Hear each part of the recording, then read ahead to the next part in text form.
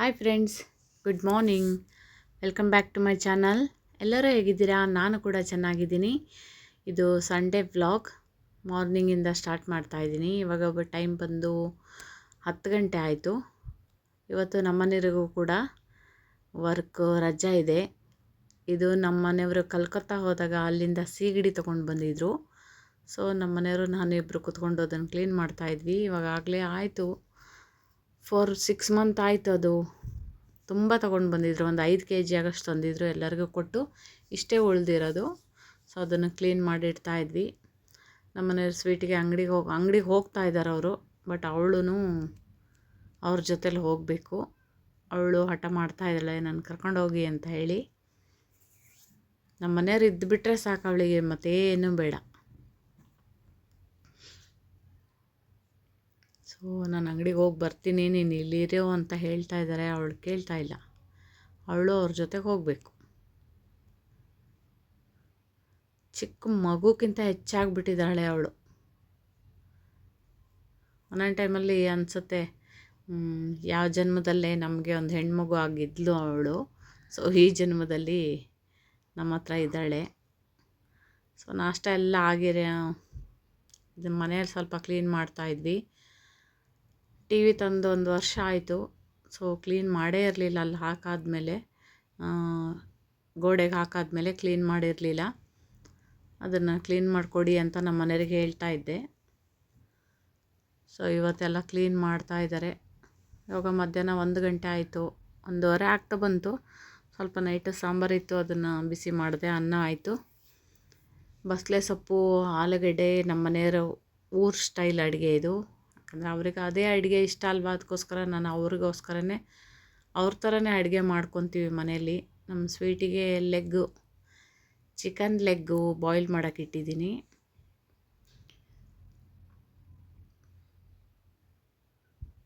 ನಾವು ನಮ್ಮ ಈ ಬೆಂಗಳೂರು ಕಡೆ ಅಡುಗೆ ಮಾಡೋದು ಕಮ್ಮಿ. ಸೊ ಅವರಿಗೆ ಇಷ್ಟ ಆಗಿದ್ದೇನೆ ಮಾಡಿಕೊಡ್ತೀನಿ. ಯಾಕಂದರೆ ನಾವು ಯಾವಾಗ ಬೇಕಾದ್ರೂ ತಿನ್ಬೋದು, ಅವರಿಗೆ ಮಾಡಿಕೊಡ್ಬೇಕಲ್ವಾ. ಇವತ್ತೆಲ್ಲ ಕ್ಲೀನಿಂಗು, ನಮ್ಮ ಸ್ವೀಟಿನೂ ಕ್ಲೀನಿಂಗು. ಸ್ವೀಟಿಗೆ ಸ್ನಾನ ಮಾಡಿಸ್ತಾ ಇದ್ದೀನಿ. ಅವಳು ತುಂಬ ಜೋರಾಗಿಬಿಟ್ಟಿದ್ದಾಳೆ ಇವಾಗ. ನೋಡಿ ಹೆಂಗೆ ಬೇಕಾದ್ರೆ ಹಂಗೆ ಸ್ನಾನ ಮಾಡಿಸ್ಬೇಕು ನಾನು. ಮೈ ಮೇಲೆ ಹತ್ತು ಕೂತ್ಕೋಬೇಕು ಅವಳು. ಸ್ವೀಟಿದು ಸ್ನಾನ ಆಯಿತು. ಹೊರಗಡೆ ಮಾಡಿಸ್ಬೋದಾಗಿತ್ತು. ಹೊರಗಡೆ ಗಾಳಿ ಬೀಸ್ತಾ ಇರುತ್ತಲ್ವ, ಅವಳಿಗೆ ಚಳಿ ಆಗುತ್ತೆ. ಸೊ ಒಳಗಡೆನೇ ಸ್ನಾನ ಮಾಡಿಸ್ತಾ ಇದ್ದೆ ಅವಳಿಗೆ. ನಮ್ಮ ಸಾನ್ವಿ ಕೂಡ ಸ್ನಾನ ಆಯಿತು. ನಾನು ಕೂಡ ಸ್ನಾನ ಮಾಡಿಕೊಂಡು ಮನೆಯೆಲ್ಲ ಕ್ಲೀನ್ ಮಾಡಿ ಅಡುಗೆ ಮಾಡಿ ಎಲ್ಲ ಆಯಿತು. ಸೊ ಸಾನ್ವಿಗೂ ಕೂಡ ಊಟ ಮಾಡಿಸ್ತಾ ಇದ್ದೆ. ಇವಾಗ ಟೈಮ್ ಬಂದು 2:15 ಆಯಿತು. ಎಷ್ಟು ಸೆಕೆ, ಎಷ್ಟು ಬಿಸಿಲು. ಸೊ ನಾನು ಸಾನ್ವಿ ಇಬ್ಬರೂ ಊಟ ಮಾಡ್ತಾ ಇದ್ದೀವಿ. ಅವಳಿಗೂ ಕೂಡ ಪಾಪ ಹೊಟ್ಟೆ ಹಸಿವು ಆಗಿಬಿಟ್ಟಿತ್ತು. 2:15 ಆಯ್ತಲ್ವ ಇವಾಗ. ಸೊ ನಾನು ಯಾವಾಗಲೂ ಅಡುಗೆ ಆದ ತಕ್ಷಣ ಫಸ್ಟ್ ಅವಳಿಗೆ ಊಟ ಮಾಡಿಸ್ಬಿಡ್ತಾ ಇದ್ದೆ ನಾನು 1 ಗಂಟೆಗೆಲ್ಲ. ಇವತ್ತು ಲೇಟ್ ಆಯಿತು. ಮಮ್ಮಿ ಬೂವಾ ಅಂತಲೇ ಇದ್ಲು. ಸೊ ಅವಳಿಗೆ ಊಟ ಮಾಡಿಸಿ ಹಾಗೆಯೇ ನಾನು ಊಟ ಮಾಡಿದೆ. ಊಟ ಎಲ್ಲ ಆಯಿತು. ಹೊರಗಡೆ ಬಂದು ಸ್ವಲ್ಪ ಕೂತ್ಕೊಂಡು ನಮ್ಮ ಮನೆಯವ್ರು ಹೋಗಿ ಮಲ್ಕೊ ಅಂತ ಇದ್ದರು. ನನಗೆ ತುಂಬಾ ಕೈ ಕಾಲು ಎರಡೂ. ಇವರು ಕೂತ್ಕೊಂಡಿದ್ದಾರೆ, ಬಿಸಿಲು ಬೇರೆ. ಸೊ ಸ್ವಲ್ಪ ಹೊತ್ತು ಕೂತ್ಕೊಂಡ್ವಿ. ಇವನು ನನಗೆ ಇಲ್ಲಿ ಫ್ಯಾಷನ್ ಶೋ ಮಾಡ್ತಾ ಇದ್ದಾನೆ. ಮಾಡೋದು ಮಾಡು ಅಂತ ಹೇಳಿದ್ರೆ ಇದನ್ನೆಲ್ಲ ಮಾಡ್ತಾರೆ ಇವರು. ಸೊ ಫ್ಯಾಷನ್ ಮಾಡ್ತಾ ಇದ್ದಾನೆ ಮಮ್ಮಿಗೆ. ಅವನು ಕೂದಲು ಬಿಟ್ಕೊಂಡಿದ್ದಾನೆ ನೋಡಿ. ಕಟ್ ಮಾಡು ಅಂತ ಎಷ್ಟು ಹೇಳ್ತಾ ಇದ್ದೀನಿ. ನಂದಿಷ್ಟು ಕೂದಲು ಬಂದಿದೆ ಇವಾಗ. ನಾನು ಅದೇನೋ ಆದಿವಾಸಿ ಹೇರ್ ಆಯಿಲ್ ತರಿಸೋಣ ಅಂದ್ಕೊಂಡಿದ್ದೆ. ಬಟ್ ಅದೇನೋ ಚೆನ್ನಾಗಿಲ್ಲ ಅಂತ ಹೇಳ್ತಾ ಇದ್ರು. ನನಗೂ ಕೂದಲು ಬೇಗ ಬರಬೇಕು ಅಂತ ಇಷ್ಟ.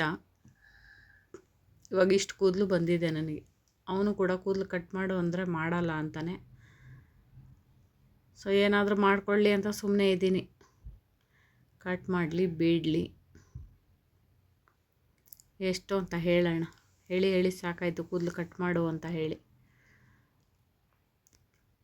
ಮಳೆ ಬರೋ ಹಾಗೆ ಆಗೋಯ್ತು. 4 ಗಂಟೆ ಆಯಿತು ಇವಾಗ ಟೈಮು. ನಾನು ಸ್ವಲ್ಪ ಸ್ನಾನ ಮಾಡಿಕೊಂಡೇ ನಮ್ಮ ಸ್ವೀಟಿ ಬಟ್ಟೆ ನಮ್ಮ ಸಾನ್ವಿ ಬಟ್ಟೆ ನಂದು ಎಲ್ಲ ಒಕ್ಕೊಂಡು ಬಂದೆ, ಒಗ್ದಾಕ್ಬಿಟ್ಟಿದ್ದೆ.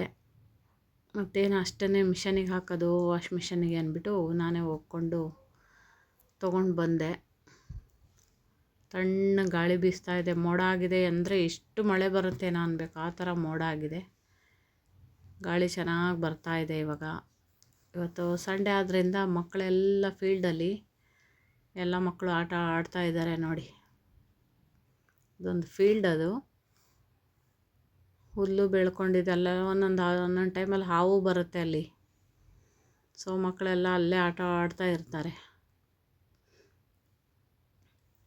ಮಳೆ ಅಷ್ಟು ಜೋರಾಗಿ ಬರುತ್ತೇನೋ ಅನ್ಬೇಕು, ಆ ಥರ ಮೋಡ ಎಲ್ಲ ಕಪ್ಪು ಆಗಿತ್ತು. ನೋಡಿದ್ರೆ ಮಳೆನೇ ಬಂದಿಲ್ಲ, ಸುಮ್ಮನೆ ಗಾಳಿ ಬಂದು ಹೋಯ್ತು ಅಷ್ಟೇ. ನಮ್ಮನೆಯವ್ರು ಮಲ್ಕೋ ಅಂತ ಹೇಳ್ತಾನೆ ಇದ್ರು. ನನಗೆ ಸಾಕಾಗ್ಬಿಟ್ಟಿದೆ. ಬೆಳಗ್ಗೆಯಿಂದ ಎಷ್ಟು ಕೆಲಸ. ಸ್ವೀಟಿನೂ ಸ್ನಾನ ಮಾಡಿಸಿ ಪಳಪಳ ಅಂತ ಇದ್ದಾಳೆ ಇವತ್ತು ನೋಡಿ. ಅಷ್ಟೇ ಅವಳು ಒಂದು ಸ್ವಲ್ಪ ಹೊತ್ತು, ಯಾಕಂದರೆ ಊಟ ಮಾಡ್ತಾಳಲ್ವ, ಮತ್ತೆಲ್ಲ ಮೂತಿ ಎಲ್ಲ ಗಲೀಜಾಗೋಗುತ್ತೆ. ಇಲ್ಲೇ ಇದ್ದಾಳೆ ಅವಳು ಆಟ ಆಡಿಕೊಂಡು, ಡೈಪರ್ ಹಾಕ್ಕೊಂಡು. ಸೊ ಅವಳು ಗಾಳಿಗೆ ಕುತ್ಕೊಂಡಿದ್ದಾಳೆ ನೋಡಿ. ಮೂತಿ ಗಲೀಜಾಗಿದೆ. ಊಟ ಮಾಡಿದ್ಲಲ್ವ, ನಮ್ಮನೆಯವರು ಒರೆಸಿಲ್ಲ ಅವಳಿಗೆ. ಇವಾಗ ಟೈಮ್ ಬಂದು 7 ಗಂಟೆ ಆಯಿತು. ಎಲ್ಲರಿಗೂ ಟೀ ಮಾಡಿಕೊಟ್ಟಿದ್ದೀನಿ. ನಮ್ಮನೆಯವ್ರಿಗೆ ಬೋಂಡ ಬಜ್ಜಿ ಬೇಕಿತ್ತಂತೆ. ಅಂಗಡಿಯಲ್ಲಿ ಕಡಲೆ ಹಸಿ ಹಿಟ್ಟಿಲ್ಲ, ಅದೊಂದೇ ಅಂಗಡಿ ಇರೋದಲ್ಲಿ, ಅದು ಬಂದಾಗಿದೆ ಅಂಗಡಿ. ಸೊ ಅವರಿಗೆಲ್ಲ ಟೀ ಮಾಡಿಕೊಟ್ಟಿದ್ದೆ. ಎಲ್ಲ ಟೀ ಕುಡ್ಕೊಂಡು ಮಾತಾಡ್ಕೊಂಡಿದ್ದಾರೆ. ನಮ್ಮ ಅಕ್ಷಯ್ ಅಂತೂ ತಲೆಹರಟೆ ಮಾಡ್ತಾನೆ. ಎಲ್ಲರೂ ಹೇಳ್ತಾರೆ ಅವನಿಗೆ ಮದುವೆ ಮಾಡಿ ಅಂತ ಹೇಳಿ. ನೋಡಿ, ಮದುವೆ ಮಾಡಿದರೆ ಏನು ಮಾಡೋಣ? 25-24 ವರ್ಷ ಇವಾಗ ಅವನಿಗೆ. ಮದುವೆ ಮಾಡಿದರೆ ಏನು ಮಾಡೋಣ ಹೇಳಿ? ಅವನಿಗಿನ್ನೂ ಚಿಕ್ಕ ಬುದ್ಧಿನೇ ಹೋಗಿಲ್ಲ. ಏನೇನೋ ಮಾತಾಡ್ತಾ ಇರ್ತಾನೆ. ಇವರು ನೋಡಿದ್ರೆ ಹೊಡಿತಾರೇನೋ ಅನ್ಬೇಕು. ಸುಮ್ಮನೆ ನಾನಾದ್ರೆ ಸರಿಯಾಗಿ 4 ಬೆಲ್ಟಲ್ಲಿ ಬಾರಿಸ್ತೀನಿ, ಅವರು ಹೊಡೆಯೋಕ್ಕೆ ಹೋಗಲ್ಲ. ಅದೇ ಅವನಿಗೆ ನೋವಾಗ್ಬಿಡ್ತಂತೆ. ಸುಮ್ಮನಿರು ಪಾಪ, ಹೊಡಿಬೇಡ, ನೋವಾಗುತ್ತೆ ಅಂತ ಹೇಳ್ತಾ ಇದ್ದ. ಹೀಗೆ ಅಪ್ಪ ಮಕ್ಕಳು ಎಲ್ಲ ತಮಾಷೆ ಮಾಡ್ಕೊಂಡಿದ್ರು. ನಮ್ಮ ಚಿಕ್ಕ ಮಗನೂ ಇದ್ದಾನೆ ಒಳಗಡೆ, ಅವನೇನೋ ಗೇಮ್ ಆಟ ಆಡ್ತಾ ಇದ್ದಾನೆ. ಸೊ ನಾವೆಲ್ಲ ಹೊರಗಡೆ ಕೂತ್ಕೊಂಡಿದ್ವಿ. ನಮ್ಮ ಅಕ್ಷಯನೇ ತಲೆಹರಟೆ ಜಾಸ್ತಿ ಮಾಡೋದು. ಸುಮ್ಮನೆ ಒಂದು ಏನಾದರೂ ಮಾತಾಡ್ತಾ ಇದ್ರೆ ಅದಕ್ಕೆ ಅವನು ಮಾತಾಡಲೇಬೇಕು. ಅವನು ಸುಮ್ಮನೆ ಇರೋದೇ ಇಲ್ಲ. ಸ್ವೀಟಿ ಕೂಡ ಆಟ ಆಡ್ಕೊಂಡಿದ್ದಾಳೆ, ಬಾಲ್ ತಗೊಂಡು ಆಟ ಆಡ್ಕೊಂಡಿದ್ದಾಳೆ.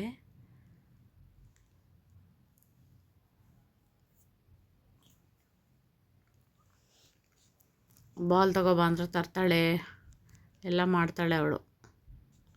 ಓಡಾಡ್ಕೊಂಡಿದ್ದಾಳೆ. ಅಡುಗೆ ಎಲ್ಲ ಇದೆ, ಸೊ ಅದಕ್ಕೋಸ್ಕರ ಹೊರಗಡೆನೇ ಇದ್ವಿ. ನೋಡಿ, ಬಾಲ್ ತಗೊಬಾ ಅಂದರೆ ತಗೊಂಡು ಬರ್ತಾಳೆ.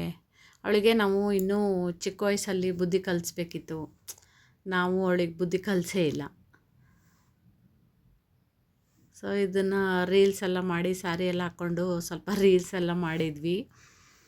ಸೊ ಆವಾಗ ಸ್ವೀಟಿ ಎತ್ಕೊಂಡು ಅಡುಗೆ ಎಲ್ಲ ಇತ್ತಲ್ಲ, ಡ್ರೆಸ್ಸೆಲ್ಲ ಚೇಂಜ್ ಮಾಡಿಬಿಟ್ಟು ಸ್ವಲ್ಪ ಹೊರಗಡೆ ಕುತ್ಕೊಂಡಿದ್ದೆ, ವೀಡಿಯೋ ನೋಡ್ತಾ ಇದ್ದೆ.